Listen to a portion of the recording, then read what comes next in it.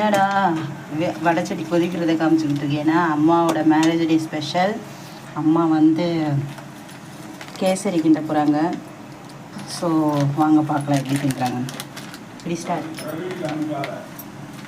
இல்லைங்க, நல்லா கொதிச்சு வரணும். வச்சிருச்சு போட்டு கிண்டுறோம்.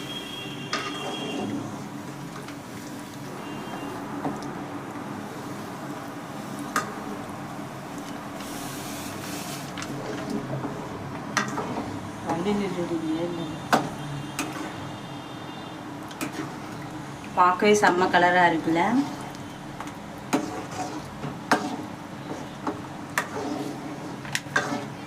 ஃபைனல் டச் அம்மா கொடுக்குறாங்க. நல்லா கிளறியாச்சு, வெந்துருச்சு. ஆக்சுவலாக வந்து கொஞ்சம் நெய் ஊற்றுனாங்க.